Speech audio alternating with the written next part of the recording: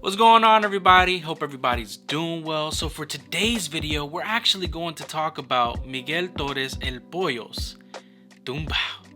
My goodness. You already know what day it is. It's Tutorial Thursdays.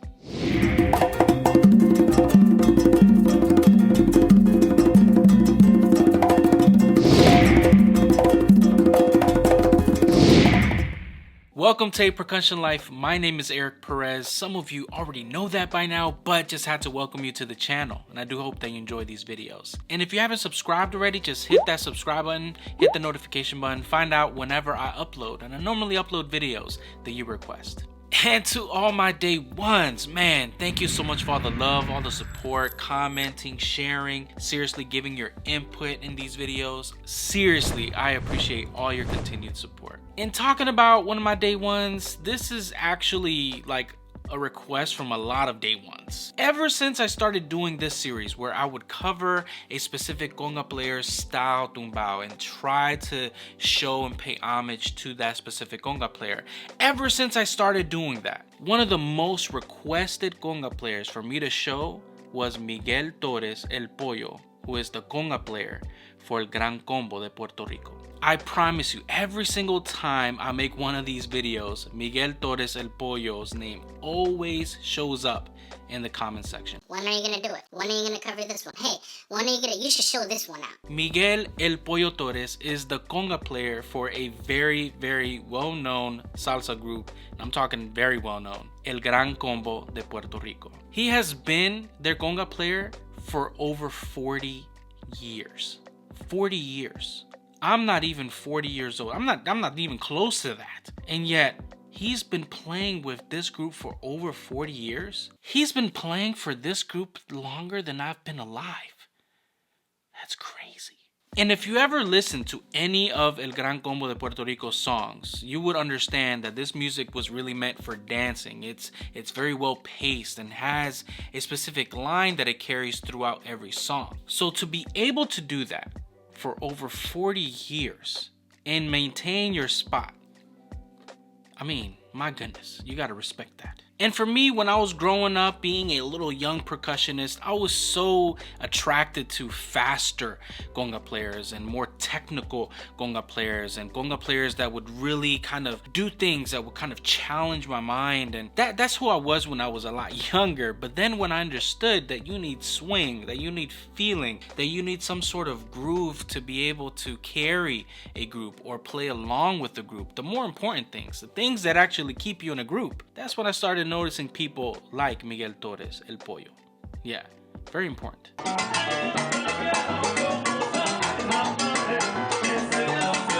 His tumbao is simple, and in his own words, he calls it and refers to it as very easy. Así que es fácil, de verdad que es fácil. But even though it is very easy, it is very hard to continue that form of swing for so long, and not just for one song. I'm talking about sets, 2-hour sets of playing non-stop specific songs and specific bangers. I'm gonna put a video down below of just a recent virtual concert that they did in December, and it was just beautiful. Like his timing, he's just so locked in, just so much in the feel and the groove. It's like second nature to him. Of course, he's been doing it longer than I've been alive, but it's those very important things to follow that type of discipline and make sure that it's not about the flashiness and the technical abilities that you have on the drum. What's most important, especially now, is the feeling. And the tumbao I'm going to reference today is actually one where he shows it in a video. He actually breaks it down how he does it. It's all in Spanish, but he's just showing you where this is referenced from. And something that I could respect from him is that he references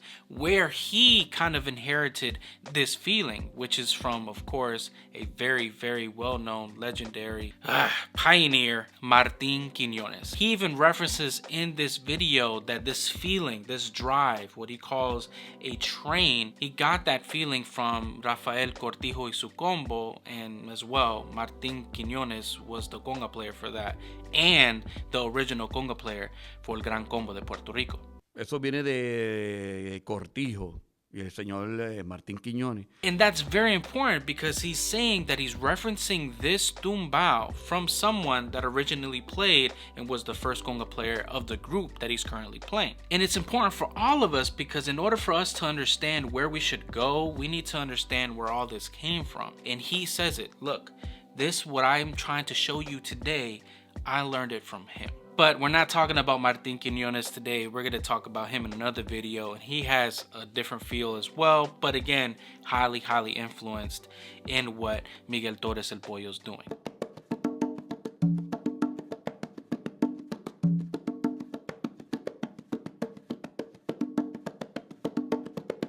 Ella era más rápido.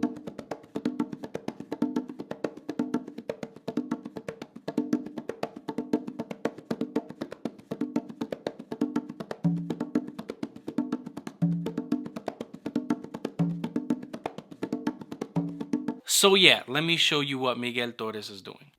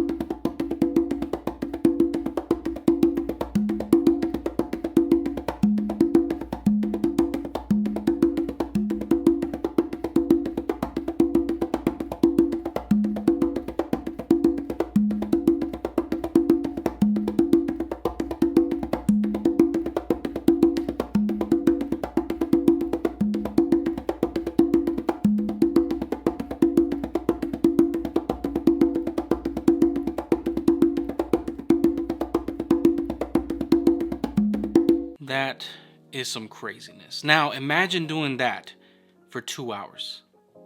Crazy.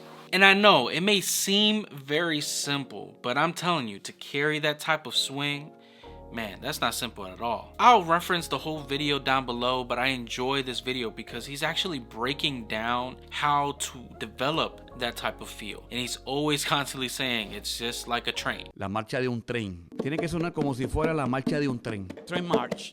Tiene que sonar como una si fuera la marcha de un tren. It's like a train march. ¿Ves que suena como si fuera la marcha de un tren? Like a train, like a train. Que si fuera la marcha de un tren.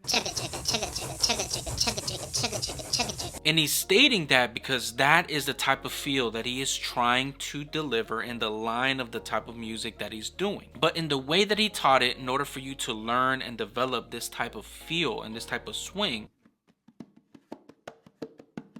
tendría que sentirse así.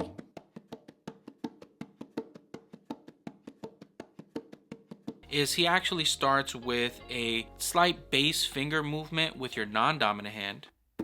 And then what he does with his dominant hand, he actually does like a more noticeable tap or ghost note with his dominant hand on the center of the drum, and then again a slight tap or ghost note more here towards the edge. So kind of sounds like this.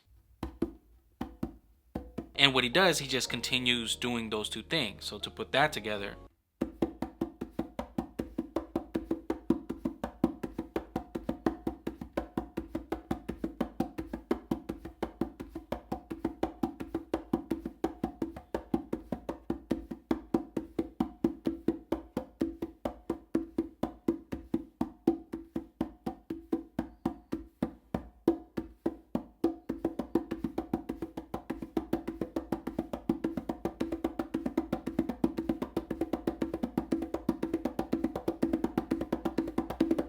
as you see, it's a great exercise and a great workout, as well as it's more of an introduction in the type of tumbao that he does. Now, when he decides to transition into making that an actual tumbao, he does some slight and subtle changes, but again, still kind of continuing those movements. So what he does is a bass finger with his non-dominant hand, and then a slap, but it's not really a slap. So it's not like one of these slaps. That's not really the intention. It's not really present. It's not really there. Really, he doesn't even make it a noticeable slap. It's still kind of that type of movement, maybe not that much effort, but what follows that is a fingertip tap. So what I'm going to do is just put those two parts together just so you can kind of see how that slap goes, if we can even call it a slap.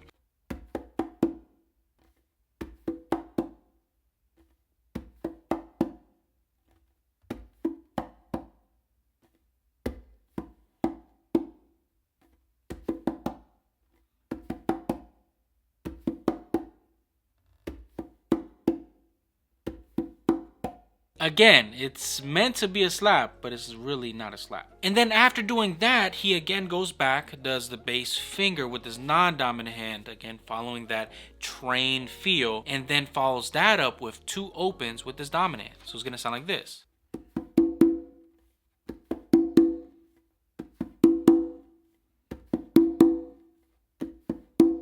So to put all of that together, it's gonna sound like this.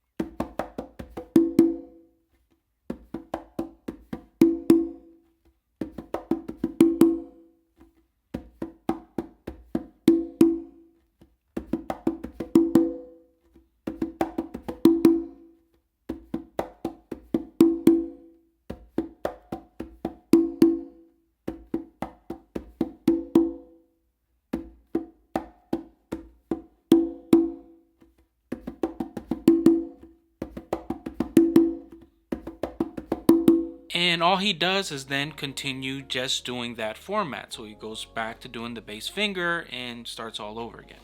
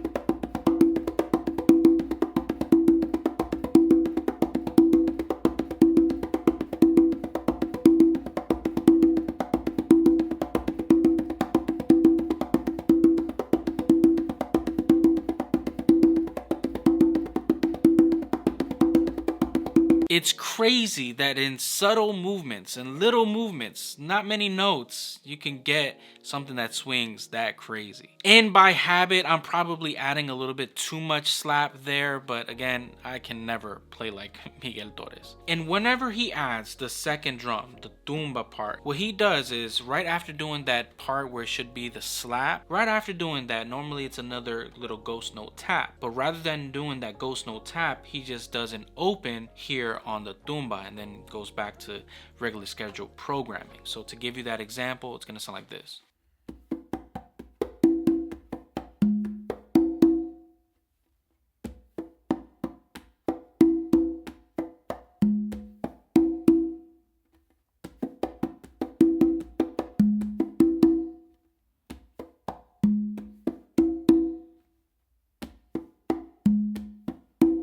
It's very interesting in the placement where that actually goes, but it sounds even a lot better, especially when he goes back and forth from doing just his regular tumbao to adding that second drum. So to put that together,